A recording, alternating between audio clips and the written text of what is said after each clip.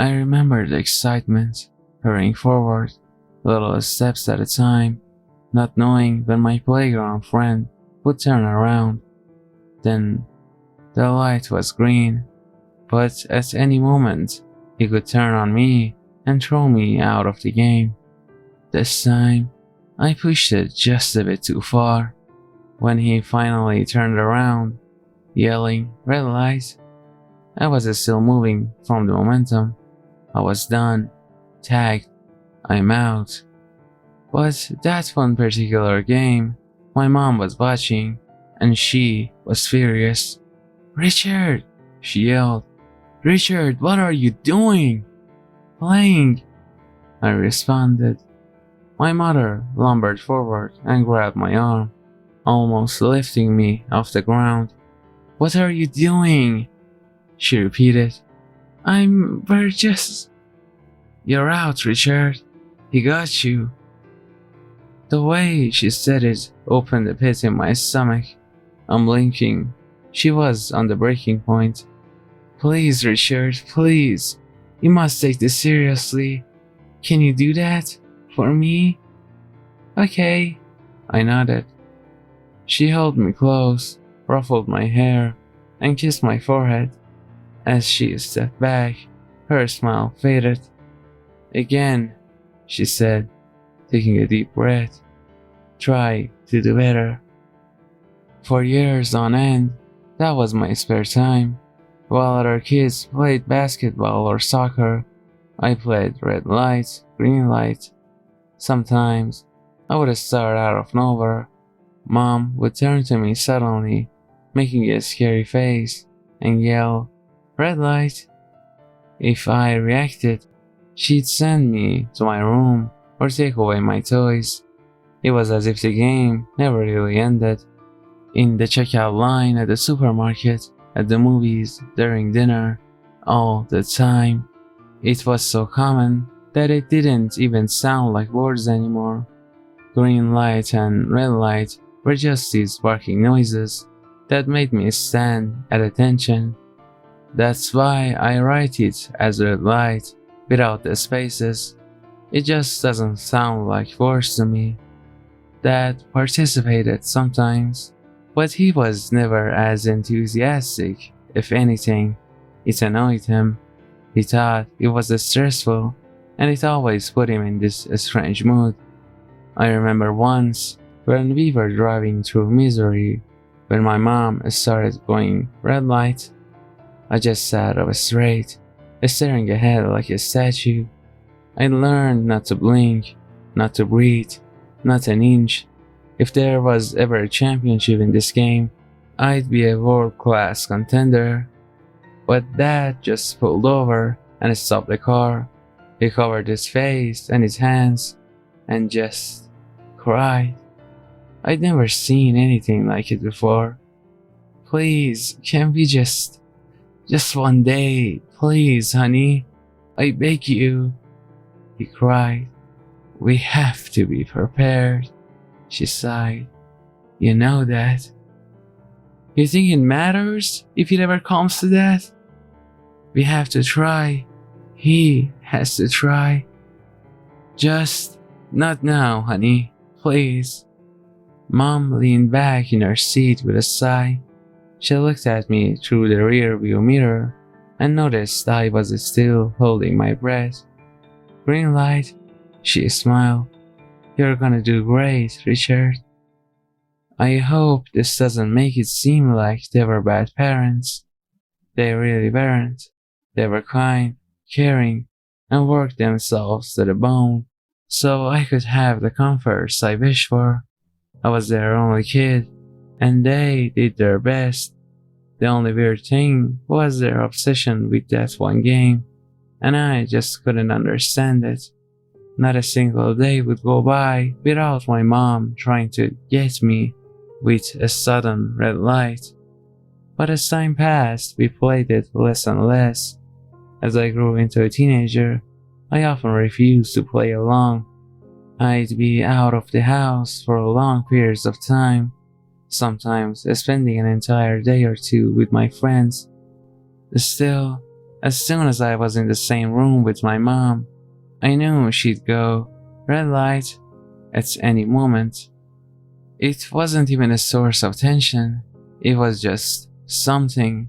And sure, I could resist and be mean, but that would just cause trouble. In the end, it was easier to just play along for a few seconds. The red light would always turn green again, after all. It was just strange, and I marked them both behind their backs. Still, it turned into a pretty neat party trick. When my buddies learned that they could make me freeze up by shouting "red light," it became sort of a thing. It even became my internet nickname, Red Light. So it wasn't all bad. The year I went to college, my parents died in a car accident, a 5-car pileup, and there was no way for EMTs to get to them in time. I don't want to go into detail, but there was a fire. It wasn't peaceful. I dropped out of college, first semester. The inheritance, along with their life insurance, was substantial. Everyone was telling me to sell the house and start over somewhere new, but I just couldn't process it. If it hadn't been for my aunt, I don't know what I would have done. She arranged a funeral, she helped me move, and she called me every day to check in on me. She's a saint.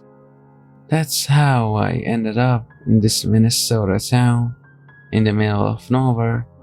I got a cheap house and a job at the local warehouse, courtesy of my aunt's husband. I didn't mind living in a small community that suited me just fine. I lived there for a few years. Once things calmed down and I got into a comfortable routine, I thought about going back to my studies. I didn't mind my job at the warehouse, but I always wanted to work with electronics. I thought about taking a class at the local community college, but I was terribly shy. Still, my aunt pushed me to try it at least once, so I did. I went to an evening class in basic electronics. There were 8 other students, and we got to try out shortening a cable. We opened it, cut the copper, put it back together, and the teacher made sure it all worked. It was basic stuff, and we got a thorough explanation as we went along, but it felt great making something with my hands. At the end of class, I stayed about to talk to my classmates, Jonah, an unemployed man my own age, Paula, a young woman that wanted to apply for an apprenticeship with a local electrician, 2 men, Bill and Gary, who worked at the community theater. I ended up in the middle of a lengthy conversation. Just small scale stuff, smiled Bill, adding little likes to backdrops, that kind of thing. I just need an excuse to get out of the apartment every now and then, laughed Jonah. Feels good to keep busy, you know. What about you, Richard? Asked Paula. What are you hoping to get out of this? I hesitated. My eyes shifted from one person to the next, and there was something off about them. It took me a few heartbeats to realize they weren't moving. They were completely, absolutely still. Not a breath, not a single blinking eye. They looked like statues. My instincts kicked in. Red light. Richard, are you okay? I felt Paula's hand on my shoulder. I realized I'd been holding my breath. I had no idea how long I'd zoned out, so I just shook my head and smiled. Sorry, I chuckled. It's been a long day. Anyone, up for a coffee? They were. They all were. Later that night, as I got back home, my pulse was hammering. I didn't even know why, but that moment at the community college just sent a shock through me that just wouldn't die down. I hadn't thought about that game for a long time, and I hadn't played it for years. Still, it was such a primitive, instinctive reaction. As I laid down to sleep, I could audibly count my heartbeats. I could see them in my fingers as they curled slightly with every thump. I slept on top of the covers at night. It was the only way to keep cool. The next time I went to class, I was on edge. I couldn't help but feel that I'd get that strange sensation again, that feeling of the world that's sucking around me. This time, we were dismantling an old TV. It was a group effort, and we all got an individual assignment. We were to individually identify certain parts. Then, as a group, using the manual, we were to roughly describe the way electricity moved through the device. Gary was in the middle of presenting our work to the teacher when I got this sudden sore feeling in my throat, like the aftertaste of a bad drink. As Gary was explaining the high voltage connector, he suddenly froze. Red light. My classmates were quiet and frozen like statues, and I could see the classroom clock hold still. But just outside, in the hall, there were clear footsteps. They were uneven, one foot stepping, another foot dragging. I could hear the footsteps clear as day, but there was something else. There was a small, frosted glass window in the classroom door. I could see something moving in the corner of my eye. I tried not to move, not even to look, but curiosity was getting the better of me. Still, staring straight ahead, I was aware of the movement at the edge of my vision. There was a distinct crinkling noise, like something clutching a paper bag. The door opened slightly. Please, someone. There has to be someone. The voice was muffled. It was strange and hollow, with drawn-out vocals. You have to wake me. Wake me, please. The door opened wide, just outside my field of vision, but I held my ground. I didn't move. Red light. Suddenly, Gary was talking. It wouldn't work until you reconnected, he said, pointing at the flyback transformer. And it wasn't connected when we opened it, so someone's been tampering with it. Well, looks like we have a proper repairman. Our teacher laughed. Well done, everyone. Messing with the heatsink too, nodded Will. Do we get extra credit for that? I just strained my bag, and I stared at the door. It was slightly ajar. Had it always been like that? I was beginning to feel like I was having some sort of episode. It was such an absurd sensation. I got this sour feeling in my stomach, and it just didn't go away. My pulse kept pounding for hours afterwards. Again, I could barely get any sleep. If anything, it was starting to affect my day job. I was drowsy and inattentive, and I'd continuously skip lunch for a nap. Once, as I was getting back to work after a lunch break, I got that awful feeling again. The lunchroom clock had stopped, and I immediately dropped everything I was doing. It took me a few seconds to remember that the lunchroom clock hadn't worked for weeks, and that everyone was just too lazy to change the batteries. I was both relieved and deeply troubled. I was considering skipping the classes altogether. I didn't want to feel that way again, and it didn't seem to happen anywhere else. But I couldn't let this stop me. Not only did I need to know more, but I also refused to let this madness get the best of me. The third time I went to class, I was a few minutes early. I found myself chatting with Jonah, Paula, Will, and Gary again, Paula was unusually quiet, and I noticed dark rings under her eyes. She seemed exhausted, almost nodding off as we sat down to talk. I could hear the classroom clock tick away. It was a calming noise. "You okay, Paula?" I asked. "Late night?"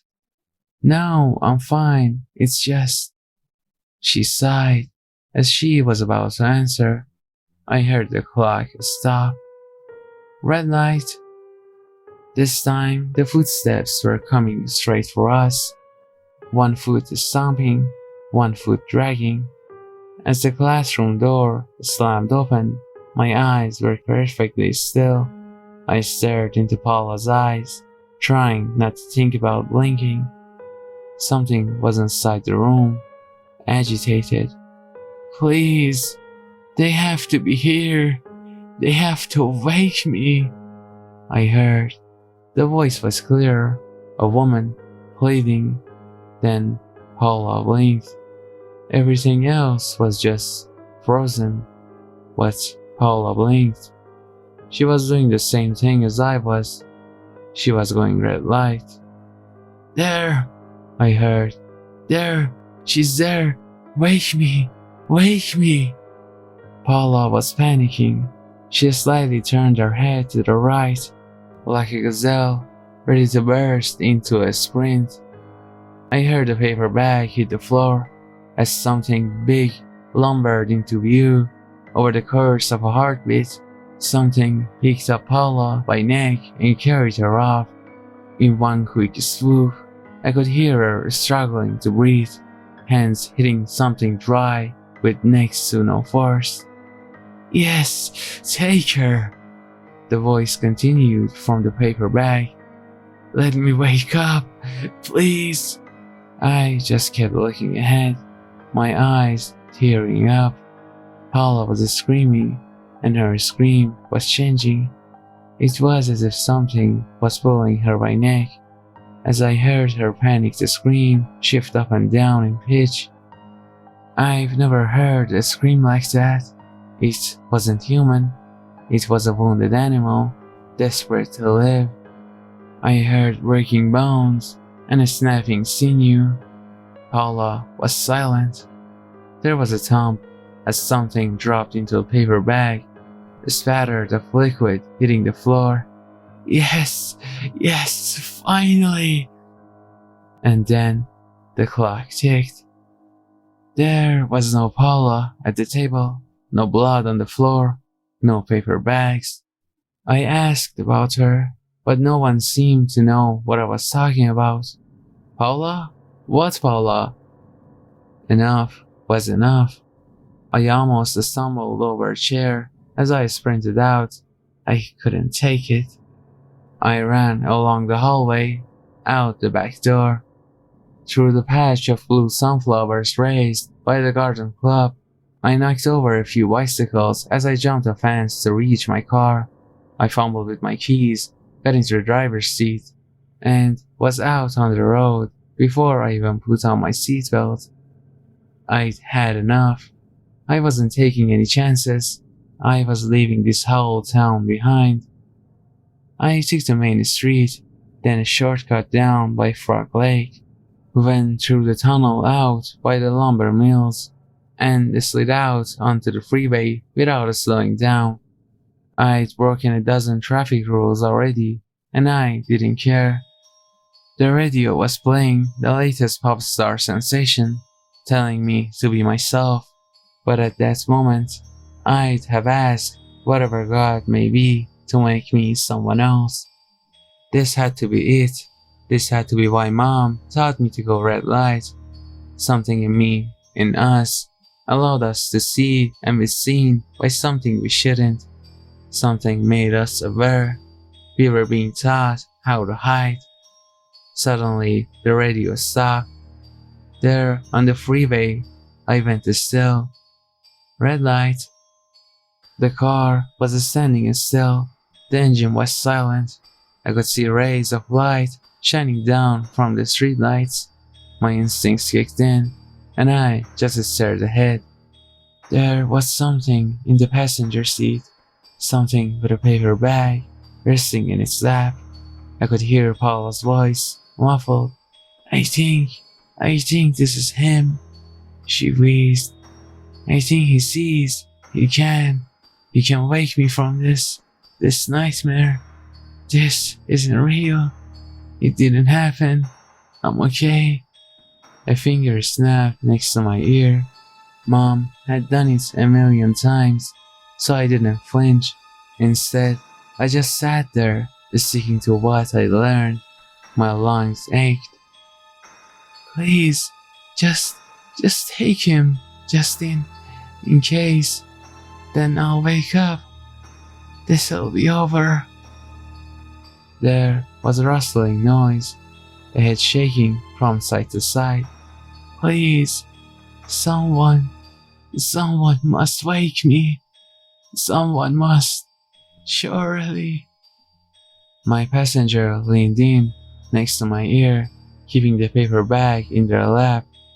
They spoke, a strange, dark voice, spoken from dry lips. Hello? My chest ached, my eyes watered, but I stayed still, and I kept imagining that red light in my mind. In those painful heartbeats, I could imagine my mother turning back around with a smile as the light turned green. It would happen if I just kept still. It would happen. I'd be fine. Suddenly, the radio came back on. The engine was roaring, and I was going 75 miles an hour. I was losing control, sliding back and forth. I took my foot off the gas, kept heading straight, and gradually slowed down. After a few seconds, I was standing still by the side of the road, dry heaving. That could have gone bad, real bad. 5-car pile up bad. Needless to say, I have since moved out of town. I think whatever is haunting there is looking for people like me, those who are aware, those who can see. I think I get it. I'm still trying to put all the pieces together, but I'm starting to get a picture. I don't get what happened to Paula. It's like she never existed. No online presence, no car, no apartment, nothing. She's just gone. How does the world just forget about someone? Look, all I'm saying is, if you've been taught this game with the same intensity as I have, maybe it is for a reason. Just be ready in case you're aware.